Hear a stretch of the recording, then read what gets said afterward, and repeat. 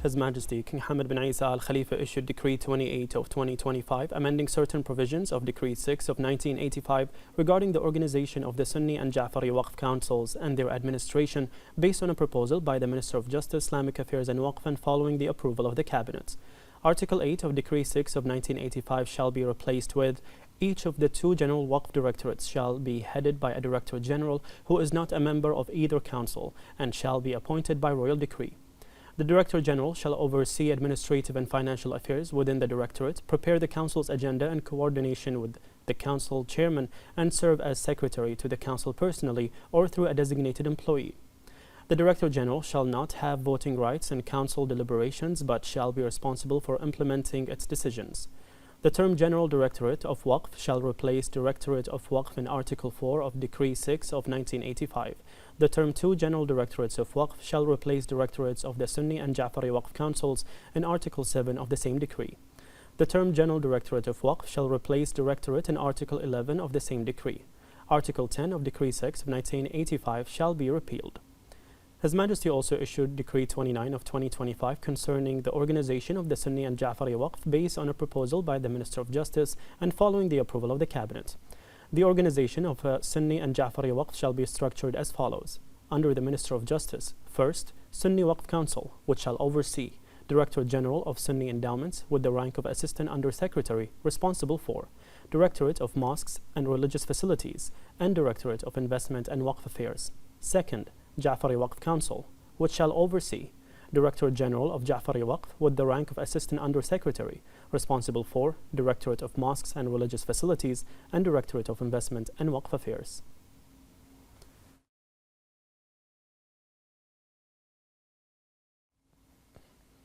The Shura Council delegation, headed by its chairman Ali Saleh, concluded its participation in the third edition of the South-South Parliamentary Dialogue Forum in Morocco.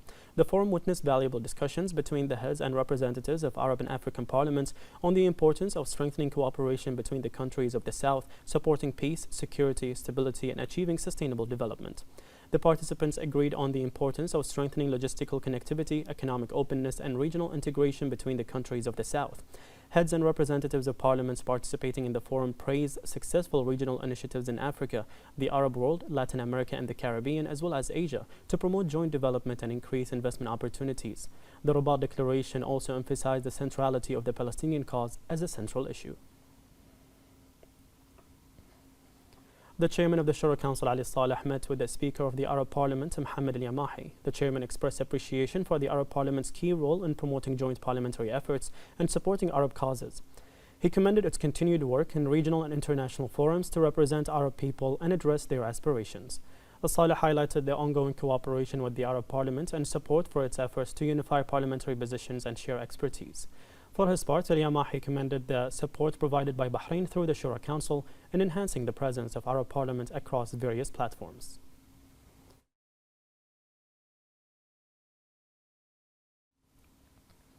The chairman of the Shura Council, Ali Saleh, met with the Speaker of the House of Representatives of Morocco, Dr. Rashid Al-Talibi Al-Alami. Saleh underscored the commitment to enhancing parliamentary cooperation and advancing joint legislative work between Bahrain and Morocco. He praised exemplary level reached by bilateral relations, thanks to the continued consolidation of partnerships in all fields. For his part, Al-Alami praised the bilateral relations and affirmed that the common visions and unified positions between the two kingdoms, especially those related to promoting peace, coexistence, human fraternity, and tolerance, translate the aspirations of the two leaderships to promote dialogue, security, and stability in the world. The Minister of Interior General Sheikh Rashid bin Abdullah Al Khalifa and the Minister of Foreign Affairs Dr. Abdul Latif bin Rashid Al Zayani attended the fourth workshop organized by the Ministry of Foreign Affairs within the series of workshops for the preparation of the National Human Rights Plan 2027-2031. The workshop was held remotely in the presence of the Deputy President of the Supreme Judicial Council and President of the Court of Cassation, Sheikh Khalid bin Ali Al Khalifa, and the Minister of Justice, Islamic Affairs and Waqf, Nawaf Al Maouda. At the opening session of the workshop, the Minister of Interior delivered the following speech. بسم الله الرحمن الرحيم. أصحاب المعالي والسعادة، الحضور الكرام، السلام عليكم ورحمة الله وبركاته. بداية أود أن أشكر سعادة الأخ العزيز عبد اللطيف بن راشد الزياني وزير الخارجية على إقامة هذه الفعالية الهامة، ويطيب لي أن أحيي جميع المشاركين في الواقع في هذه الورشة، ويسرني أن أشارك أيضا معكم هذه الورشة التي نظمتها وزارة الخارجية مشكورة، والمعنونة بإقامة العدالة وإنفاذ القانون آفاق جديدة لتعزيز حقوق الإنسان، وذلك انطلاقا من النهج الراسخ والرؤية الحكيمة المستنيرة لسيدي حضرة صاحب الجلالة الملك حمد بن عيسى آل خليفة ملك البلاد المعظم حفظه الله ورعاه، وما يلقاه هذا الموضوع من متابعة استشرافية من قبل الحكومة الموقرة برئاسة صاحب السمو الملكي الأمير سلمان بن حمد آل خليفة ولي العهد رئيس مجلس الوزراء حفظه الله. الحضور الكرام، إنها فرصة ثمينة ولا شك أن نلتقي في هذه الورشة، وذلك لأهمية الموضوع وارتباطه بشكل وثيق باستراتيجية وزارة الداخلية التي كرست سيادة القانون سلوكا لدى منتسبيها، وأحاطت احترام حقوق الإنسان بنهج من الضمانات للمحافظة عليها، بل وضاعفت من مشاريعها الحقوقية التي عكست التزاما بروح القانون الإنساني من ناحية، وحرصا على تحقيق العدالة وتأكيد حقوق الإنسان شكلا ومضمونا من ناحية أخرى، متجهين في الوقت ذاته نحو المستقبل من خلال بناء استراتيجيات تواكب التحديات، ومن ذلك التوسع في استخدام تطبيقات الذكاء الاصطناعي لمكافحة الجريمة وتقديم الخدمات الأمنية بكفاءة عالية في الإنجاز. حضور الكرام، إن المستوى المتقدم الذي حققته مملكة البحرين في مجال سيادة القانون واحترام حقوق الإنسان يبعث على الفخر والاعتزاز ولا شك، وهذا يدفعنا لتجديد العزم على الارتقاء بمنظومة حقوق الإنسان والالتزام بإنفاذ القانون، مع التأكيد على أن مسؤولية التطبيق لا تقتصر على الدولة ومؤسساتها فقط، بل تمتد كذلك إلى المجتمع وأبنائه، والذين هم يتحملون مسؤوليتهم الوطنية في ترسيخ سيادة القانون عبر تعاملاتهم اليومية وأدوارهم المجتمعية، مع الإشارة إلى أهمية دور الإعلام في تعزيز ثقافة حقوق الإنسان من خلال نقل المعلومة الدقيقة بمهنية ومسؤولية. حضور الكرام، عند الحديث عن حقوق الإنسان في مملكة البحرين، فإن نقطة البداية هنا هي الحرص الكبير الذي يوليه سيدي حضرة صاحب الجلالة الملك المعظم حفظه الله ورعاه على تماسك وحماية الترابط المجتمعي من خلال تفضل جلالته حفظه الله ورعاه بإصدار مراسيم العفو السامي. فمنذ تولي جلالته مقاليد الحكم قد بلغ عدد المستفيدين من العفو الملكي السامي أكثر من 14,000 محكوم، ويتبع ذلك توجيهات صاحب السمو الملكي بهذا الشأن، حيث قامت وزارة الداخلية ووزارة العمل بالتنسيق لتسجيل المشمولين بالعفو الملكي السامي والمستفيدين من العقوبات البديلة ضمن المستفيدين من إعانة التعطل للباحثين عن عمل، والسعي في تسجيلهم في الدورات التدريبية التي تساهم في تأهيلهم للانخراط في سوق العمل. وهناك أمر ودي أيضا أن أشير إليه في هذا الصدد، فإن من أكثر الكلمات الإنسانية التي وردت في خطابات سيدي حضرة صاحب الجلالة حفظه الله ورعاه هي توفير الحياة الكريمة للمواطنين، وقد انعكس ذلك في نهج جلالته الكريم نحو شعبه الوفي في تأمين السكن والصحة والأمن. فعلى سبيل المثال، خلال سنوات اليوبيل الفضي لجلالة الملك المعظم تضمن الأمر إنشاء 8 مدن إسكانية وتوفير ما يزيد عن 97,000 خدمة إسكانية.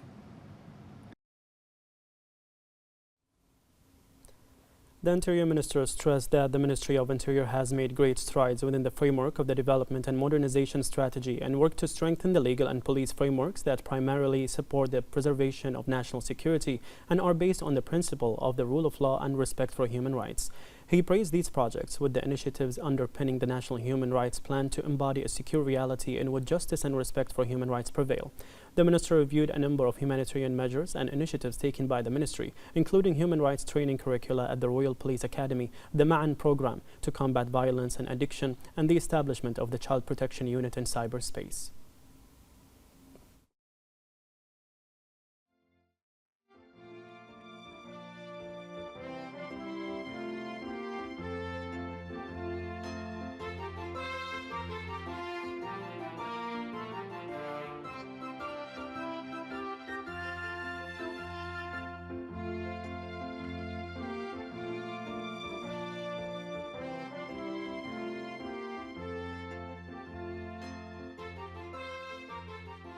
في ختام الأمر بودي أن أحييكم جميعا وأشكر لكم حضوركم والمشاركة في هذه الورشة الهامة، وأشد على أيديكم في مواصلة أداء مهامكم ومسؤولياتكم الوطنية لتبقى البحرين نموذجا رائدا فيما تتبناه من تشريعات وما يتم تطبيقه من إجراءات نحو تحقيق التوازن بين حقوق الإنسان وتطبيق العدالة في إطار النهج الإصلاحي الإنساني الذي يقوده سيدي حضرة صاحب الجلالة الملك حمد بن عيسى آل خليفة ملك البلاد المعظم حفظه الله رعاه، وشكرا لكم.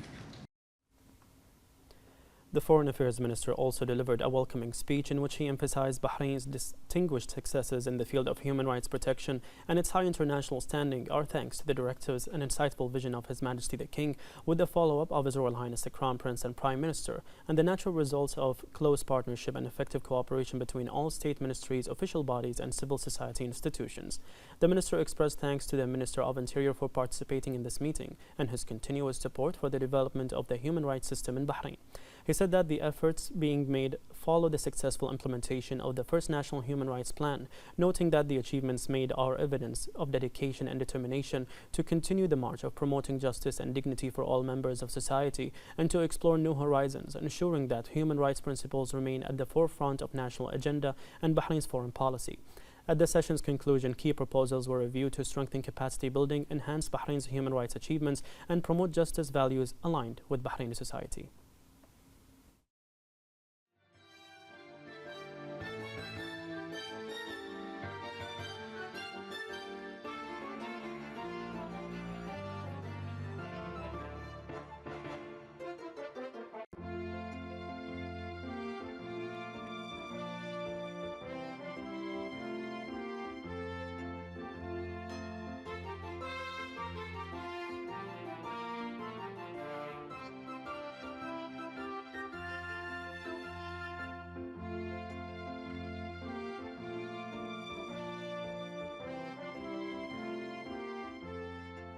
The Minister of Finance and National Economy, Sheikh Salman bin Khalifa Al Khalifa, met with the Italian Minister of Economy and Finance, Giancarlo Giorgetti. The minister highlighted the strong historical ties and strategic partnership between Bahrain and Italy. He emphasized the continued commitment to developing these relations across various domains and the importance of building on existing cooperation to expand joint coordination and achieve broader benefits for both. The two sides reviewed areas of economic and investment cooperation and discussed the progress of bilateral relations. They also exchanged views on financial, economic, and investment topics of mutual interest, as well as recent developments in the global economy. The Minister of Finance and National Economy, Sheikh Salman bin Khalifa Al Khalifa, met with the CEO of Italian investment agency Invitalia, Dr. Bernardo Mattarella. The minister highlighted the strong historical ties and strategic partnership between the two sides and emphasized the continued commitment to developing these relations across various domains. He underlined Bahrain's commitment to enhancing investment cooperation with Italy and noted Bahrain's attractive and supportive investment environment. He noted the importance of continued cooperation with leading investment institutions to generate more investment opportunities and develop an innovative and dynamic business environment. The minister also met with Dr. Darius Canpico, Director General and CEO of Casa Depositi e Prestiti, where he underscored the importance of advancing promising investment opportunities that contribute to the prosperity of both nations. The minister also held a meeting with the CEO of Italian Export Credit Agency, Dr. Alessandro Ricci, where they discussed opportunities for cooperation across various sectors. The meeting also addressed ways to strengthen private and public partnerships to support sustainable economic growth.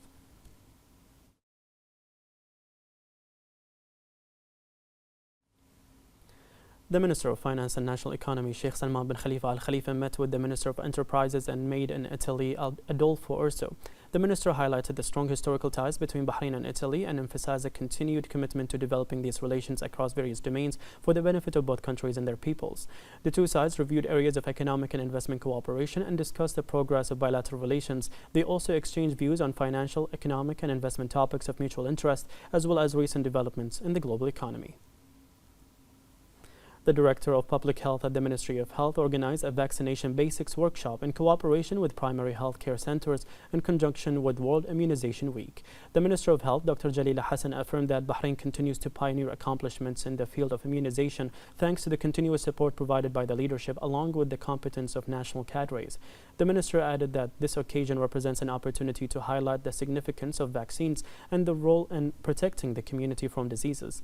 She praised Bahrain's achievements in the field, most notably the international recognition of sustained elimination of endemic measles and rubella by the Regional Committee for the Eastern Mediterranean of the World Health Organization.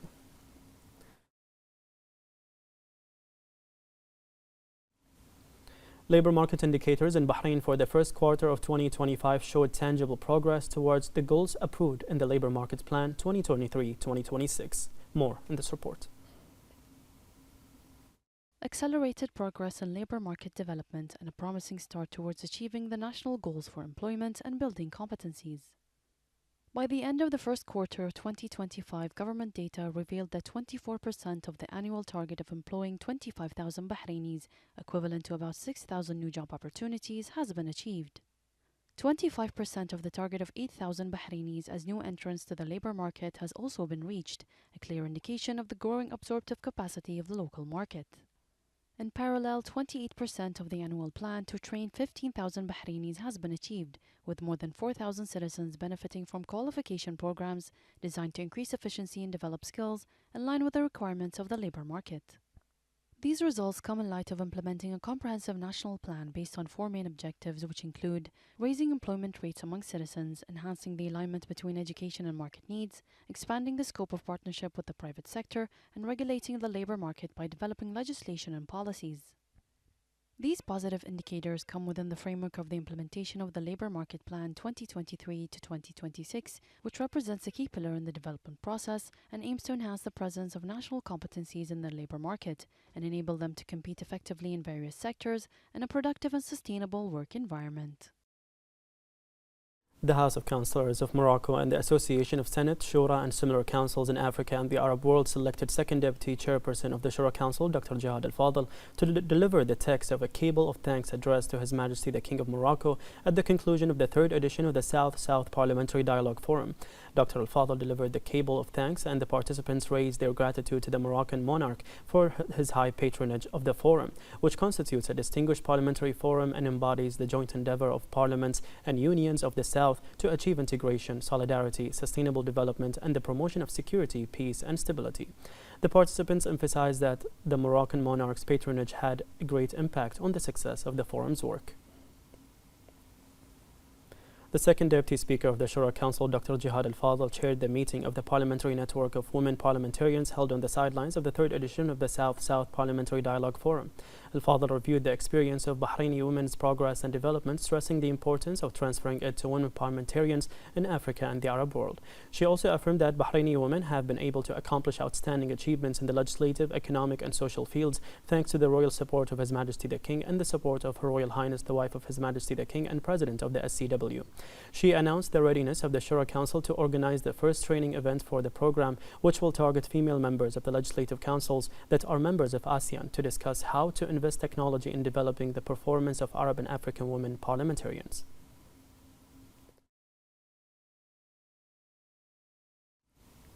Member of the Shura Council, Jum Al-Ka'bi, participated in the third South-South Parliamentary Dialogue Forum. He noted that such dialogues among the heads of Arab and African parliaments open new horizons for strengthening parliamentary work.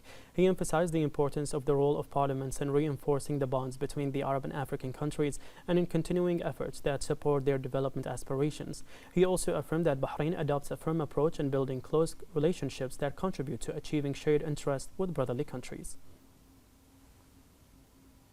Shura member Hisham Al-Gassab delivered a speech at the third South-South Parliamentary Dialogue Forum, and he asserted that the directives of His Majesty the King are the cornerstone of digital transformation and the use of artificial intelligence technologies in the service of sustainable economic development. He added that Bahrain has always sought to develop government services by integrating these modern technologies into its e-services through the use of artificial intelligence to make government services more effective and fast. He reviewed Bahrain's efforts to integrate modern technologies in vital sectors including education, health, industry, government and financial services. These initiatives have contributed to raising the efficiency and quality of research and legal services and have established a solid digital infrastructure that has enabled the General Secretariat to continue working efficiently through video conferencing and secure cloud computing. The Secretary General of the Shura Council, Karim Al-Abbasi, participated in the inaugural meeting of the Secretaries General Network for the South-South Parliamentary Dialogue Forum in Morocco. She affirmed that Bahrain puts forward initiatives and projects that support the strengthening of pioneering experiments with brotherly countries under the leadership of His Majesty the King and the follow-up of His Royal Highness the Crown Prince and Prime Minister. She praised Bahrain's consistent diplomatic stances and its ongoing efforts to support joint international action, especially with countries of the South. She also expressed her approval of the decision to establish the Secretaries General Network for the forum, noting that it's a step in the right direction and a valuable opportunity to exchange experiences between Arab and African countries.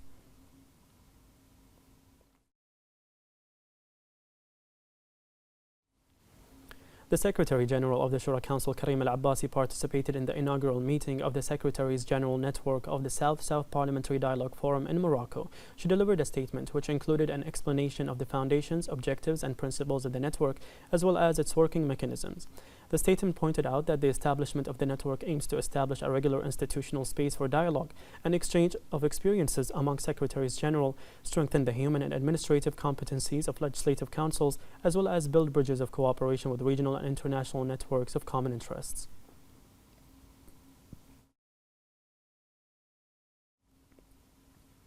Representatives of Bahrain in the Advisory Board of the Supreme Council of the GCC participated in the second meeting of the Advisory Board of the Supreme Council for the 28th session held in Oman. The meeting discussed the topics to be submitted to the Supreme Council in addition to the topics to be discussed in the next meeting of the authority. The meeting emphasized the importance of enhancing joint action and intensifying endeavors in areas of growing interest globally by developing policies and drafting unified Gulf legislation and achieving the optimal response to the aspirations of the directives of GCC leaders. The meeting also commended the importance GCC countries attach to strengthening their unified positions and contributing positively to global issues.